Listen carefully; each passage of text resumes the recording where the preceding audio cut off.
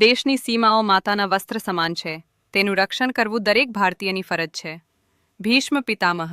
નમસ્કાર દર્શક મિત્રો, સરહદ ન્યૂઝ ચેનલમાં આપનું સ્વાગત છે. હું અનિતા ગોસ્વામી. હવે જોઈએ સમાચાર વિસ્તારથી. વાવ થરાદ જિલ્લાના વાવ તાલુકામાં પ્રતિબંધિત દારૂની હેરાફેરી સામે વાવ પોલીસે મોટી કાર્યવાહી કરતા લાખો રૂપિયાનો મુદ્દામાલ ઝડપી પાડ્યો છે. પોલીસે એક ફોર્ચ્યુનર કાર સાથે પાઇલોટિંગ માટે ઉપયોગમાં લેવાયેલી સ્વિફ્ટ કાર સહિત કુલ રૂપિયા 22,06,704 નો મુદ્દામાલ જપ્ત કર્યો છે. ઘટનામાં સંડોવાયેલા આરોપીઓ વાહન મૂકીને ફરાર થઈ ગયા હોવાનું પણ જાણવા મળ્યું છે. પોલીસ સૂત્રોના જણાવ્યા મુજબ સફેદ કલરની ફોર્ચ્યુનર ગાડી રજીસ્ટર નંબર JJ12FD 1135 મોટા પાયે ભારતીય બનાવટનો વિદેશી દારૂ બિન પરમિટ સાથે ભરેલો હતો. ગાડીમાં કુલ 4,416 બોટલો મળી આવી હતી, જેની કિંમત રૂપિયા 8,56,704 ગણવામાં આવી છે. ગાડીની કિંમત રૂપિયા 10 લાખ ગણાય છે. આ ગાડીના ચાલક તરીકે અસારા ગામના વિપુલભાઈ રામસિંહભાઈ રાજપૂત અને બાજુમાં બેઠેલા વિપુલભાઈ ભુરાભાઈ ઉર્ફે હાવાભાઈ રાજપૂતનો સમાવેશ થાય છે. બંને આરોપીઓ ગાડી છોડીને સ્થળ પરથી ફરાર થઈ ગયા હતા.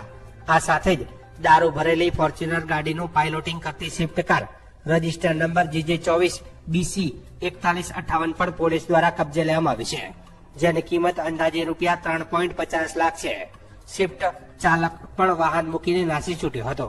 પ્રાથમિક તપાસમાં સામે આવ્યું છે કે અજાણ્યા ઈસમો દ્વારા દારૂનો જથ્થો ભરવામાં આવ્યો હતો અને અન્ય અજાણ્યા વ્યક્તિઓ દ્વારા તે મંગાવવામાં આવ્યો હતો.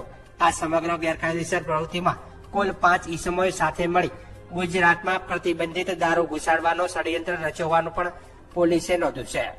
વાવ પોલીસ સ્ટેશનમાં આ મામલે પ્રોહિબિશન એક્ટની કલમ 65A 116(2), 98(2), 83, 81 તથા ભારતીય ન્યાય સંહિતા 2023ની કલમ 281 તેમજ મોટર વ્હીકલ એક્ટની કલમ 177 અને 184 હેઠળ ગુનો નોંધી આગળની કાર્યવાહી હાથ ધરવામાં આવી છે.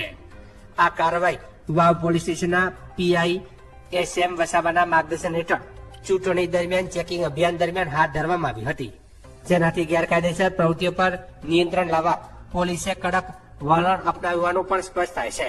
ત્યારે હાલ તો પોલીસે ફરાર આરોપીઓની શોધખોળમાં લાગી ગઈ છે અને સમગ્ર ઘટના અંગે વધુ તપાસ શરૂ કરવામાં આવી છે.